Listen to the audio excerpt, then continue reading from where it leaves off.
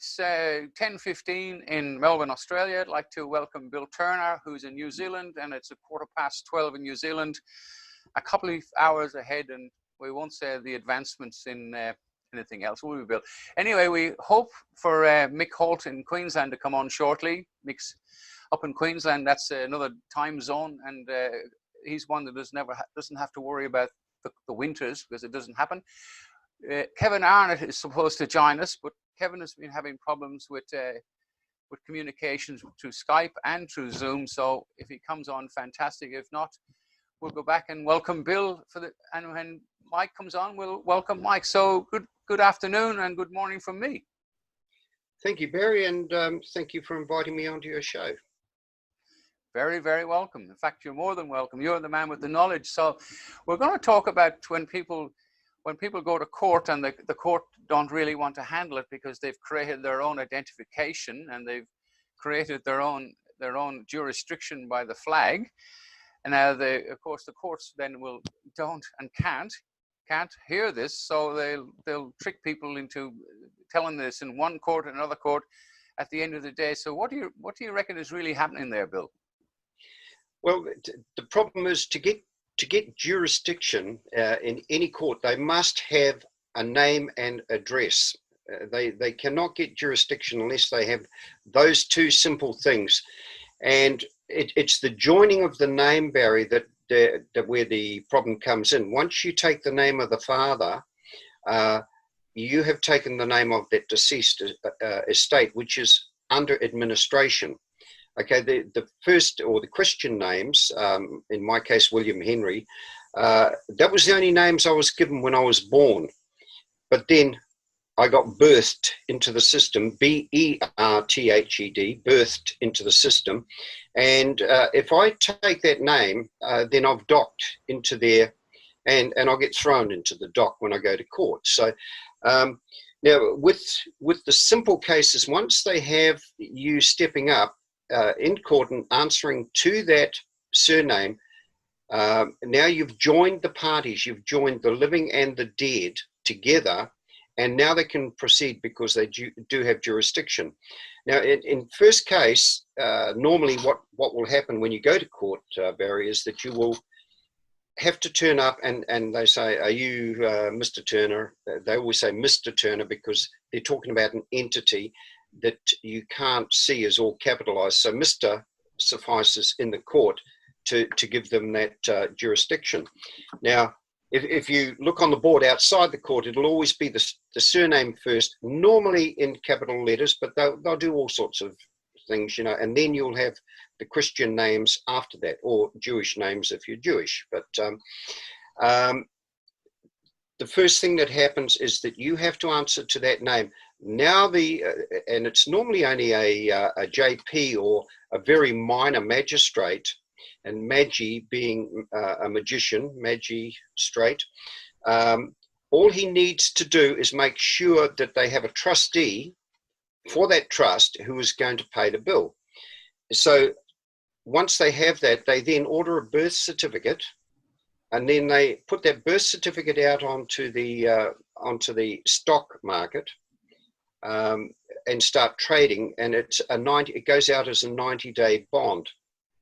Now, when you get called back 3 months later for the next one, you know, if it's more than just a little traffic one or that sort of thing, the first one, they're only treating you summarily under the Summary Proceedings Act. So they treat you summarily, and which is rushing you to justice.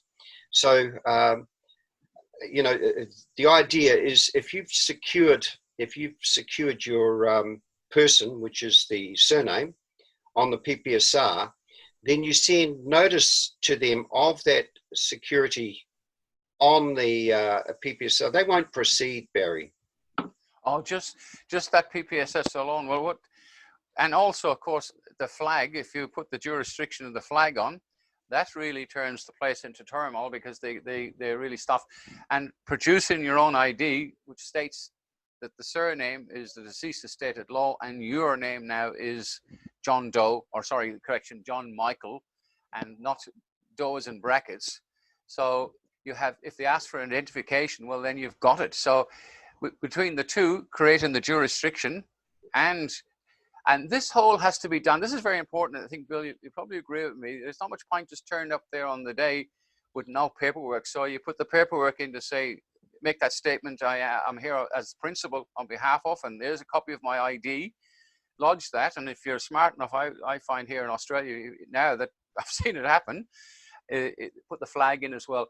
And we've had 3 successful cases with the ID where people produced their ID and they weren't going to appear on behalf of the deceased estate at law, or that dead entity or surname. Sorry?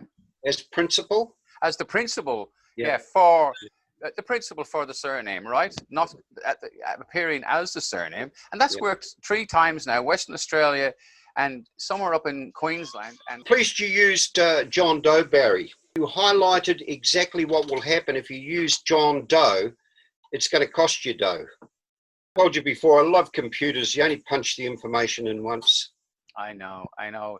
It's people are the problem, you know. You try to tell them, and they always remind me when there's a lot of people who seem to go to every meeting they can find, and they remind me of little blackbirds, or other blackbirds, crows in a nest with a mouth's beaks opening, big more information. They ask the same questions they've asked last week, and it just goes in, and it just gives them a greater memory of the questions they were and the answers. Then they go and ask them at the next meeting. But when it actually comes to doing something, creating their own ID, creating their own identity, it just goes by the wayside. So it's that 4-letter word, fear. Fear. And look, we have to be accepting of that a lot of people live so much in fear that which we used to do as well, Barry. Gosh, man, I was terrified of lawyers until I exposed them, and the more you expose them, the less fear you have, and the more power you have over them. That's exactly right. And what's happening and has been happening, and it's going to stop now, is these people do whatever they like to you. They've been hoodwinking. I call it the Tooth Fairy and Father Christmas. They've been doing that for so long, we actually believe it. It's okay. Bill has just taken a little leave to go outside for a few moments. So he doesn't smoke, so he's going to get a cup of tea, I think. So this young lady who's Bill's been helping, and she's created her own ID. So back to you. What your name is? My Australian name is Monica Eastick because I'm half Australian, but my New Zealand name is now Whaia Monica. So you created your own ID then? Yeah, and it's based on the 1835 He Whakaputanga o Te Rangatiratanga o Nuterini, which was an agreement between the Pākehā and the Māori of our country that basically gave the Māori Tino Rangatiratanga, which is the Māori chiefs, who abide by tikanga, which is Māori law and ethical conduct. Basically, it gives us rights, and so we put diplomatic immunity down the bottom because in our country at the moment, a lot of the Māoris are getting picked on, and we have the highest rates of Māori in prison. So we've got 64% of our Māori women are in prisons, which is the highest in the world. We also suffer from the state bullying and like the government ministerial departments that steal our babies. And so basically this is a really good card. It helps Māoris learn about their rights, and it's we have these rights already. Māori do. We have rights, but a lot of our people aren't aware of those rights. Well, that's the same everywhere. Most people they've lost their rights. They don't believe they have any, and if you don't believe you have rights, you don't have rights. Thanks for this opportunity to speak about this. We launched these cards on the 6th of February this year up at Waitangi. And Waitangi is a gathering where Māori people come. Yes, I know. I've been in New Zealand, yes. Yeah, and we had the chief of police there, and we had all these government police and various police and army and militants, and they took photos of this card, and it works. Oh yeah, it does work. When you create your own identity and you move out of the fiction system, they can't touch you because you're using your given names, and you're only going to be a principal for the surname. like to have a quick break because Mike up in Queensland, Mike Holt in Queensland, which has his own broadcast up there on the blog, or I forget what you call it. He correct me in a minute. And I'd like to introduce Mick Holt in Queensland, which is in the land who doesn't have winter, to poor old Bill down there in New Zealand, and the other side of the world, which when the world changes time, they're the first to do it. So they're ahead in a lot of ways, and Bill. So I'd like to introduce Bill and Mick together so they can say hi to each other. Go for it, guys. Hi, Mick. How are you? G'day, Bill. Mike Holt here, the bloody Aussie battler, and a few other things I've been called. How are you? I'm great, Mike. Great to see you on board. Yeah, we've crossed paths, but we've never actually spoken before, so it's good to meet you at long last. Thank you. Same. And Barry, of course, we know each other. Yeah. We've been on the track for a while. Yeah, we're catching up. Well, basically, the idea probably it's a good time now. We've got the three different, two different countries and two different states, and both states here in in Australia, are quite far apart. Mick, as I said, lives up in the nice tropical area, and I live in the place that does have winter, but our winter only maybe 18 degrees. Times a day. It's not too bad. Depends on the time of day and the time of the year, of course. But Bill and I were just talking about how the courts abuse and how they treat people, and what really is very annoying. Somebody turns up at court for some. I don't want to get involved in criminal stuff. That's a whole new ball game. But in trivial stuff, mostly traffic, where they make money, and how they treat people. They turn up there at 9 o'clock in the morning, and they don't hear the case till 4 o'clock in the afternoon, which is disgraceful and a total disregard for people's as human beings. They just treat you as rubbish. And what we're just talking about, Mike, was the paperwork that goes into court is very important first, and as you go there as principal. So if you've got any questions on that, just bring them up, and somebody will answer them, I'm sure. Well, I published an article a couple of weeks ago about how the local councils have no authority to do what they're doing. And yesterday I edited that article and I put in something that everybody can use when they walk into the court to talk to the plaintiff. Now, that's the person bringing the charges. And I actually got this from, what's his name, O'Dwyer? No, O'Brien. Yeah, Bill. Darryl O'Brien. Darryl O'Brien. Well, that's okay. Yeah. Fair enough. Darryl's a good man. Bill, he comes up with some great stuff. Anyway, he's put these two questions, and basically you're asking them, can you produce evidence that you have quorum juris authority going back to the Constitution to bring these charges? And of course they can't. No. And once you do that, there is no case. That's so great. If you want to go onto my website at cirnow.com.au, and just up near the top, you'll see local councils have no authority. Just read that article and then use that in court if you must. Yeah. These courts have no authority whatsoever unless they are acting under our Constitution. Yeah. Now, what about in New Zealand, mate? Do you have any Constitution there? No, and I'm about to do a video on Constitution, which will probably shock you. But look, what the courts do, they have actors. They need actors. They need someone to step up as a plaintiff and someone to step up as a defendant. Now, they're both fictions. So if you hop up as defendant, and they ask you, are you the defendant? Well, no, I'm not. I'm a living man. But unless you accept that role of defendant, they can't proceed. So you accept the role of defendant, and then you're assuming that someone is pressing charges against you, but that is also a fiction. So you can throw out any court case if there is a fictitious plaintiff. Right.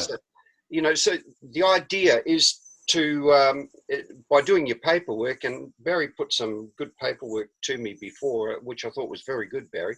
But if you wrote back to them and said, if you should be forced to appear in court, you will demand that the plaintiff appears. Correct. Okay. That is our right under the law. Okay. Yep. Yeah, that's a good one, because someone actually, this guy's, I think we may all know him. He's having problems with the bank and the land, and because the bank wanted, because it's gone up to about 70 million dollars worth of property they wanted, so they've been playing games with him. But he asked the court, the judge or the magistrate, to the definition of complainant, and he couldn't do it, and he asked the prosecution the same question. They couldn't do it, so he gave them the true explanation, and of course that was the end of the case. It just went out the door. Yeah, well, what most people don't realize, the judge is only there as an adjudicator. It's nothing to do with him. He's supposed to act impartially. It's the person bringing the charges that is the problem, and so all questions should be addressed to him or her. And but like if you have secured the debtor or secured the creditor on the PPSR, which I recommend everyone do, and you give that to the prosecutor and say, if you proceed, your wife's credit card or your husband's credit card's going to have a lien against it, you're going to get down to the money machine and not get any money, they do not proceed, I can assure you. Okay, well, I'll have to talk to Barry about that a bit more, because I've been meaning to, but I just haven't had time. Yeah. I've been very busy writing an affidavit for somebody who's in prison. Here's a hypothetical question. What if you get a court order addressed to you, but it's not actually to you, they use your nickname? Is it legal or not? Go on, Bill. You can handle this one, Bill. Everything is an invitation to contract. Okay, so you will find in any letter or any order that they give you, it will be riddled with mistakes to get you to take the bait. So the moment that you snap at that bait, you become a master baiter. They're masters at it. I've been one of them for a long time. No, it's basically, as I said to Caroline Stevens last night or the night before, I said, we've been believing in Santa Claus, and of course that went away, and we believe in the Tooth Fairy. But sadly, people still believe in the Tooth Fairy when it comes to the corporations that we call government. And that's gone on for so long now. We've got the Tooth Fairy. You don't start pulling your teeth out, because put them under your pillow, but the fines will still stand there unless you stand up and rebut them and do it properly. Now the common law court, I just got some communication from Caroline Stevens from the common law court in the UK, and the paperwork they've produced is absolutely fantastic. It was in relation to someone being unlawfully evicted, and they have to pay up to £5,000 and £6,000 fines each, and it's got lawful standing. So it's I don't know if I told you guys, but that's going to happen here in Australia, that the common law court in the UK is going to help us set up through Kevin Arnott, which set it up over there. And poor Kevin obviously hasn't come on. He's still having problems with communication outside the world, because when you're that big and you've removed a pope from office, you're going to upset a lot of people. And obviously he's upset the government, the corporation that calls themselves government. We've got to stop using these fictional words like legal and government. That's got to go. What do you reckon, Bill? Well, I'll just read you an act here, Barry. The Auckland City and Auckland Museum Empowering Act, 1924. Okay, and it says an act to empower the corporation of the City of Auckland. Yeah. Okay, they're telling you that it is a corporation. In the legislation, everything, every council. Look, down to your, I don't know who dishes out pensions and that over there. What's the corporation in Australia that gives you? Department of Social Security, I think. I'm not too sure. Department of Social Security. Okay, they're a private company, Barry, and what they do, once you go in there and interact with them, they become agent for you. So if you go in and say, I'd like $100, they say, no, we'll give you $50. And so they go in to your trust fund and get $100. They give you $50 and they keep $50 as commission. Okay, now you know, I wish people would realise this. I've been telling people this for years, you know, but all these supposed government departments are only private companies. They're acting as agent. Now, if you know the agent-principal relationship, it is that the principal is the highest, bar none. There is no one higher than the principal. So when you go in to any of these departments and you say, could you explain our relationship? Is it an agent-principal relationship? If so, somehow I've given you a power of attorney, so you're acting as my agent. Could you tell me, does that make me the principal?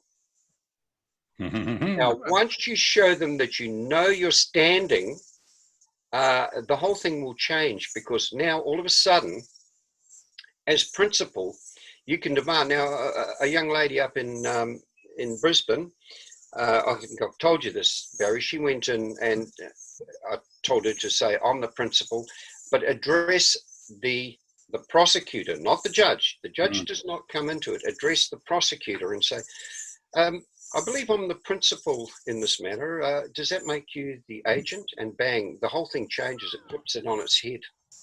This is assuming, though, that they actually understand what you're talking about. A lot of them don't. Oh, you did right. Some of them are as thick as, yeah.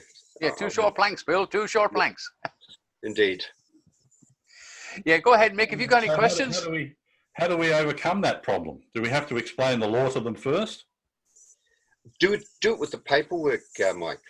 Right. So I do everything with the paperwork, and I've got a good student there. Young Barry's really taken the ball and run with it, to which I applaud him. He's doing a great job over there, and you guys are lucky to have him. He's really pushing out on everything there. There's a few other good ones there too, some up in Queensland, and young Melissa down in Melbourne there. Yeah. Doing a great job. They've really taken the ball and run with it. Yeah, Mick's doing a great job up there in Queensland, because Mick, you get out to a lot of people every week, don't you? Oh, yes. I do two podcasts. One is the Australian Patriot Radio, which I'm about to do after this one. That gets out to over 100,000 people every time we put one out. And my own podcast, I don't honestly know how many people it reaches, because it goes out on so many platforms. Okay. So you can get it on iTunes, on YouTube, you can get it on all sorts of platforms. So, yeah, but the word is getting out and it's spreading, and I'm getting an awful lot of people calling me up or messaging me. So obviously people are listening, so I'm grateful for that, because my job here is to try and help educate people. And if I'm getting a lot of reaction, it means I'm being successful at doing that. Well, that's what that's basically, Bill's been doing this for about 20, 30 years, and I've been only doing it for about 6. Starting to show, Mike. Yeah, well, bits keep falling off me too now. And again, anybody watching this, I do put my email address up on the thing. If you're going to send me an email address, just make it 1 or 2 lines, because I will not read anything longer than that, because I haven't got time. And as far as Bill's concerned, Bill's snowed under with too much communication, and he just can't handle it. So keep it short, guys, if you want to get hold of this, right? Go ahead, Mike. Same here, mate. I have the same problem. Every day I open up my emails. I've got at least 80 or 90 emails. And the first thing I do is go through and chuck out all the ones that are just irrelevant, you know, advertising and stuff like that. Then I look at the headlines and see if it's worth opening to read. So if you have a good headline that's going to catch my attention, you're more likely to get your email read. Yeah. But if it's something boring, like read this, see you later. Yeah. It's in the bin. And it's not that you don't want it. It's just, you know, I'm retired. I'm 74, and Bill's retired, and of course you're only a young bloke up there in Queensland. But there's only so much you can do in a day, because I mean, to edit this now is going to take me about 2 or 3 hours. Not that we'll edit anything out, but there's no rubbish in there, so it's just editing. Yeah, we get rid of all the hums and ha's. Yeah, I think the biggest problem, Barry, is that a lot of people want personal help, and that's why I've been doing these. I've been doing these YouTubes now since 2011. I was the first to put stuff freely available on YouTube, and it took a lot of courage back then. I had to walk bow-legged back in those days. But what I've tried to do, the law is so complex. I've tried to break it down and show people the easiest way, but they become overwhelmed with it and want you to do everything for them. And that's not how it works. And you find once you get to a certain stage and you start helping people, more and more comes to you, because that's the way the universe works, is that the more you put out, the more you get back. So if you're putting out garbage, you'll get garbage back. If you're putting out love and peace and doing good, it'll come back in abundance. And so the people need to learn that what we're trying to do is help them. And sure, they're going to trip up. I did many times. Really? But at some stage, you lose that fear. And once you've lost that fear, they're helpless, and they know that. Well, I had an email from a lady yesterday who wanted to buy my ebook, but she wrote to me and she said, if I buy your ebook, will you indemnify me if I lose? So I wrote back and said, you don't have to buy the ebook. You can just go into court and fight on your own if you want to, or even fight it before you get to court. I said, it's up to you. If you want to fight properly, then buy the ebook and see how it goes. But I can't indemnify you. You should have said, I'd like you to get the same commitment from your lawyer. Yeah. That's good. It's a good point you brought up there, because basically the bottom line, like a VCAT thing, which you can go up to the fence or the bar table and talk on behalf of somebody, but in a court you can't. They have to know it themselves. So you can give them the paperwork, but they got to get on YouTube. It's all on Bill Turner's there, all the information, and you've got to have a basic knowledge how to speak for yourself and how to tell the court that you're not going to contract and you're not going to play games with them. That the whole thing is fiction. You're going to do it properly, and you don't need to learn Latin. You can do it very simply, and the paperwork.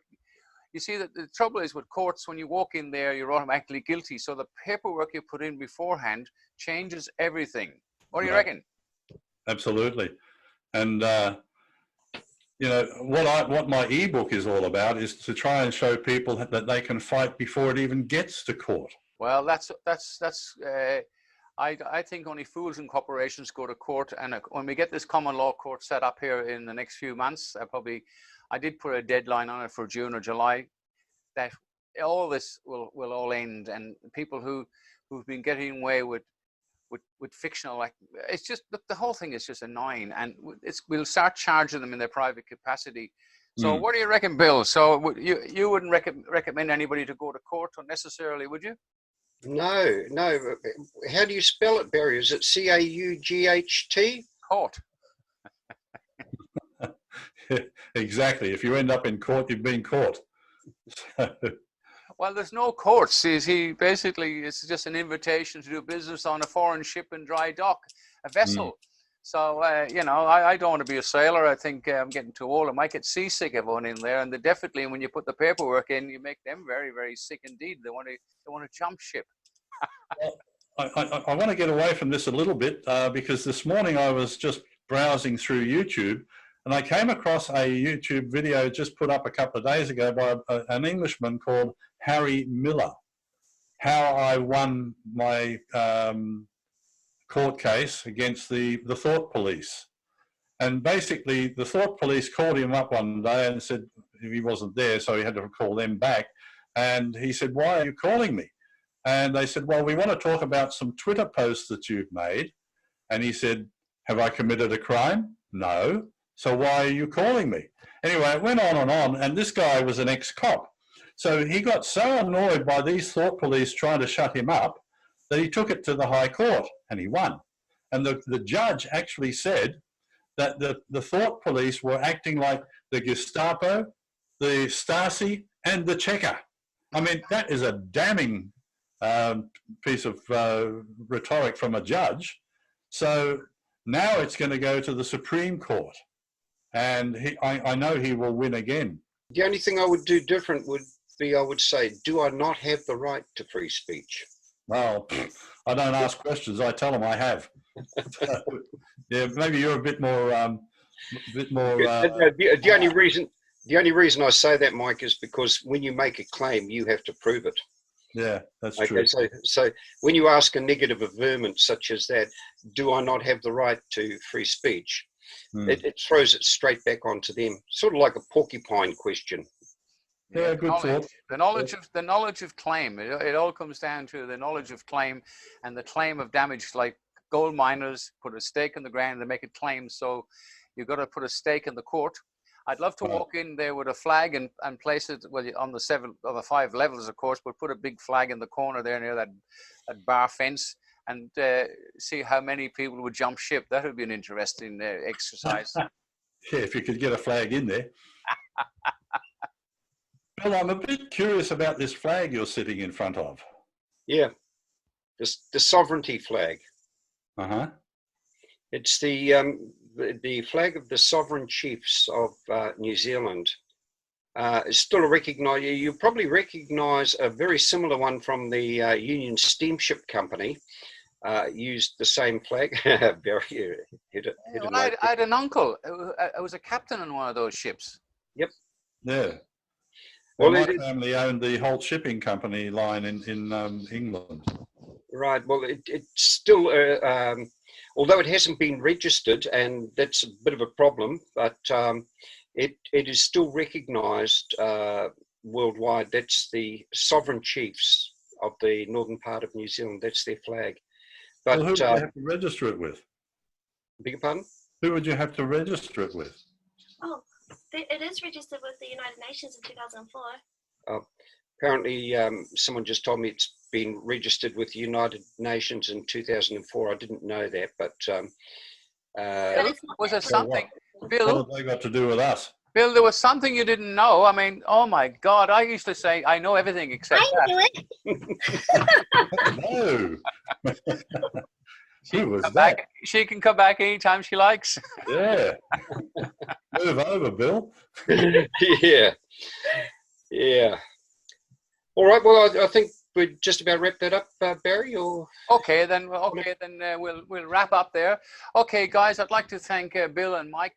Mike again up in Queensland, Bill in New Zealand, and I'm in Melbourne, the centre of the brains of the world. They're not mine. Anyway, thank you guys for coming on, and thank all the people around the world who subscribe to both of us. And I think Bill's put his finger up. He wants to say hi to something else before he runs away. Go. no, you missed one. You only thanked 2 of us. Yes. But should I thank myself? That beautiful lady there. Yes, of course. Thank you. She's already made a very interesting statement, which I'm sure will be interesting to a lot of people. And thank her as well. What's her name? Monica Eastick. I'm half Australian. And which half? I won't tell you which half, Mike. He told me, and I really understood that. Oh, it was nice to meet you, Monica. Nice to meet you too. And Bill. Okay.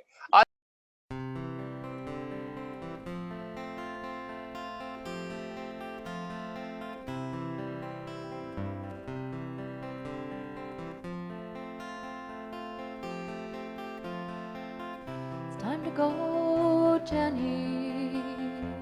No need to close the door. What if the dust gets in the house? Doesn't matter anymore. You and the dust have been at war for far too many